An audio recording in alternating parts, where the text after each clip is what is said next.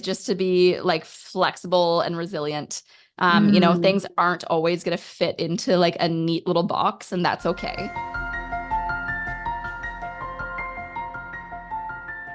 Hi, everyone. Elle Ballard is here today on the Empowered Global Women in Business podcast with my guest, Madeleine Lambert. Hi, Madeleine. Hi, how are you?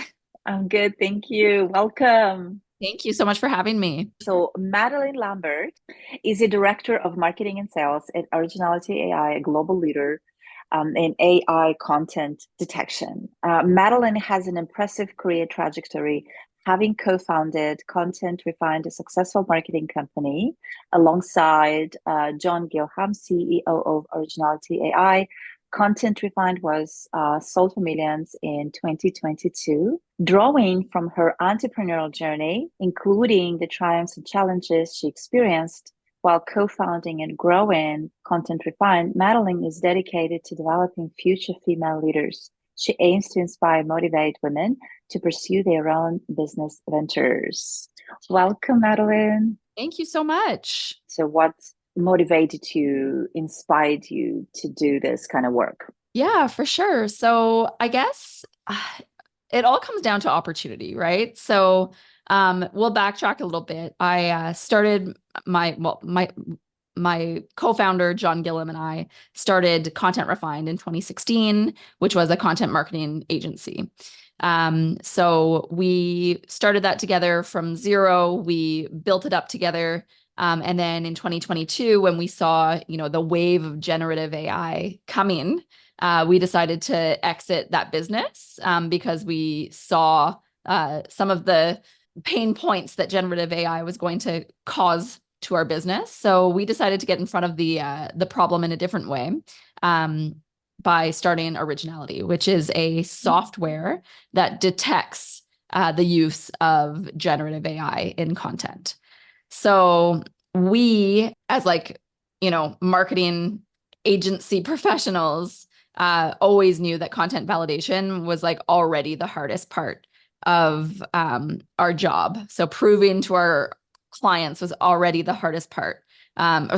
Proving to our clients that the content that they were ordering from us was high quality was already the hardest part of our job. And so we knew generative AI was just going to make this even harder.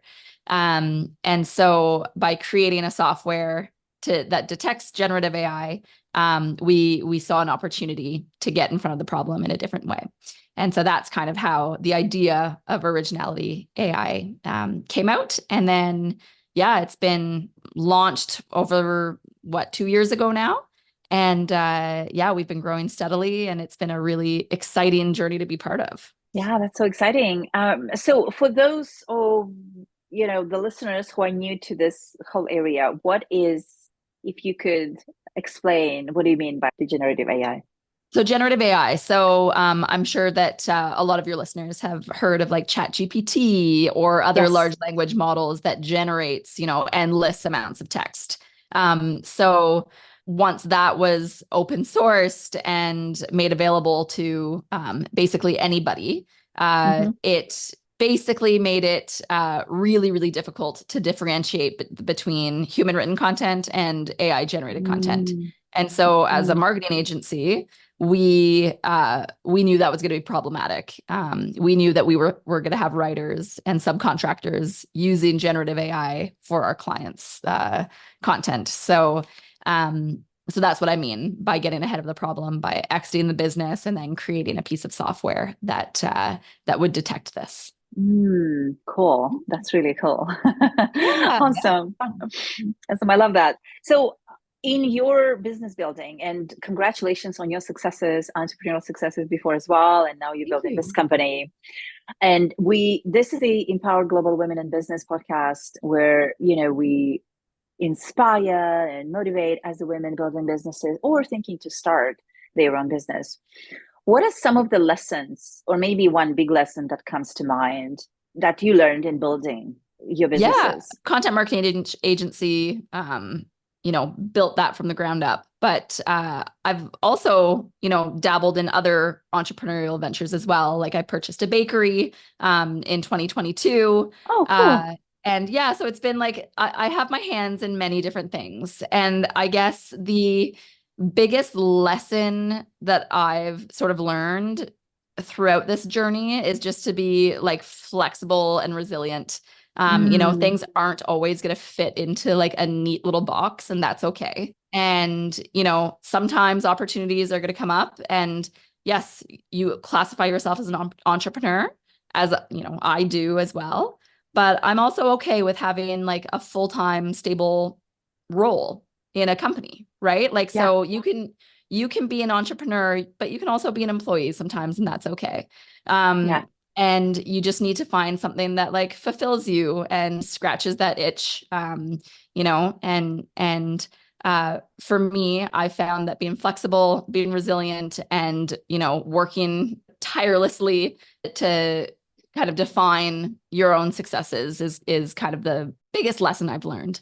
And that, what I mean by like not fitting into like this perfect little box, I was raised at least by like non-entrepreneur parents, right? And Yeah. I was raised with the belief that like you would grow up and then you would have a job and then you would like maybe start a family if you wanted to. And that these were all like compartmentalized into different areas of your life. But mine kind of all blended together. Like I started my businesses. I had three small children in the middle of all of that. I Oh, purchased a bakery the week after my youngest daughter was born. And, I've worked with children on my lap. I've brought kids into my bakery to work with me, like yeah, pulled all-nighters to make it work. And you just figure it out. It doesn't have to fit into like a perfect little box, and that's okay. I love that. I was clapping earlier because flexible it's my favorite word. I love talking about that because it's not a straight line, right? It's just and yeah, and like I love how you said success is we define success. Totally, totally. And if that to you is having a 9 to 5, that's totally cool, right? Yeah, If you want a blend of that 9 to 5 and having like your own thing on the side, that's cool too. Like you get to define what success looks like to you. yeah, I Yeah. love that. Yeah, I love that. And staying flexible and staying open. And I totally learned that in building my own business and being a mom as well. Right. Yes, And carrying all these different cats. for sure. Flexibility is the key. For sure. And Yes. yeah, life is going to throw things at you sometimes, and you just got to adapt. Yeah, exactly. Exactly. I love that. Okay, thank you for sharing that. I want to come back to for a little bit to originality AI. Yeah. And the question that I wanted to talk about is the clientele that you guys work with. Who do you work with so that our listeners understand a little bit more? And then some of the, I guess, challenges that you solve and what size of companies that you're looking to work with. Yeah. Yeah, for sure. Sorry, what was the first question? Yeah, yeah. What kind of clients that you're looking to work with? And I guess that the size of the company falls under that as Yeah, well. yeah. Honestly, originality is one of those pieces of software that kind of fits with like a very, very Hmm. wide range of clientele. So we have, like the single writer from like Bangladesh who uses us, and then we have some of the largest publishing houses in the world who use us. Like we have very, very, very diverse range of ICPs, but who we kind of market to are mid-sized content marketing agencies who already use quality control tools Hmm. within their content validation process. So they're Hmm. already using like a plagiarism checker. They already have like a robust editorial process. We market to those companies that can just plop us into their editorial process. So Cool. mid-sized content marketing agencies is kind of Yeah. like where we're landing pretty well. Awesome. Awesome. Yeah. Yes. Thank you. Yeah. Okay. So I want to talk about, so it is Empowered Global Women in Business podcast. And so Yes. we've interviewed women from over 15 countries. And I love, love, love meeting all these beautiful, amazing women from all over the world. And I know you are based in Canada. And one of the questions I love to ask is, what does it mean for you to be a woman of the world?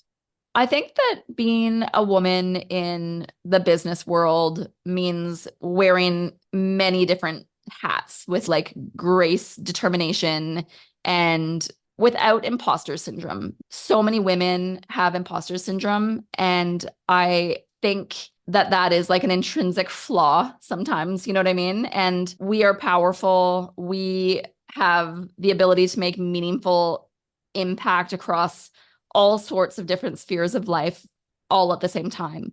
I think it's a really like I don't know how to explain it. I love being a woman in the business world, and I think it's can Yeah. be very impactful. Yeah, beautiful. Yes, imposter syndrome is its own topic.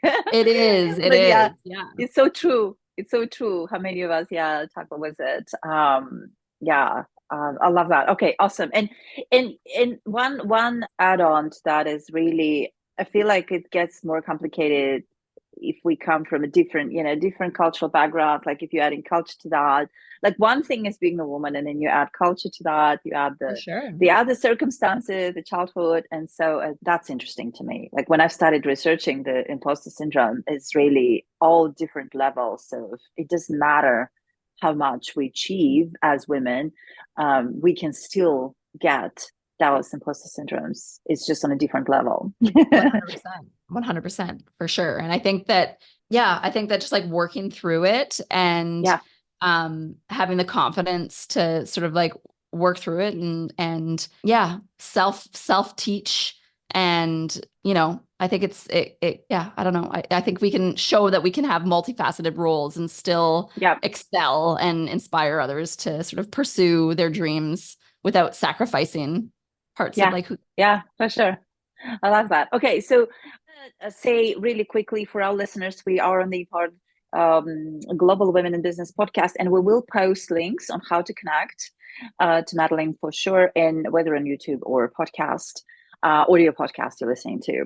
Okay, so I want to move us to the rapid fire questions section. Yeah, for Um, sure. and I have 5 questions for you. You ready? Yeah. So your favorite book name is? Oh, Stolen Focus. Stolen Focus. Interesting. Yeah, it's a really good one. I just listened to it. Yeah, about do you want to hear about it? Yes. It's amazing. So it's about how like technology has and the way that technology has been designed and built has been like designed to steal our focus. Hmm. And how to like live in a world with technology and all of these amazing innovative things at our fingertips without losing the ability to like think deeply. Mm-hmm. Made a Hmm. note of that. Stolen Focus. Pretty Yeah, really cool. That's cool. Yeah. Okay. Beach or mountains? good. Ooh, beach. Favorite international destination to visit? Thailand. Summer or winter? Summer. And then the final question is things that you have discovered yourself recently Things that I've discovered about recently yourself about recently. myself Mm-hmm. that oh, that's a good question. Um, that I am extremely patient. I'm an Mm, extremely patient human being. Yes. that's a Uh, good one. yeah, yeah. I was told this by multiple people over the last little while. I have children at really tricky ages right now, and my husband is not nearly as patient as I am. And it's yeah. So I would say patience. Awesome. Hmm. Yeah, patience. Oh, wonderful. Thank you for playing. Yeah, And thank you. thank you for being in our podcast. This was so great. And if there's anything else in closing that you want to mention? I don't think so, except that if you're somebody who, is struggling with content creation and would like to use a content validation tool like Originality, you can check us out at Originality AI. Beautiful. Beautiful. Mhm. Well, thank you for being on Empowered Global Women in Business podcast, Madeleine. Nice to meet you. And we will see you all soon. Sounds good. Thanks for having me. Thank you. Bye.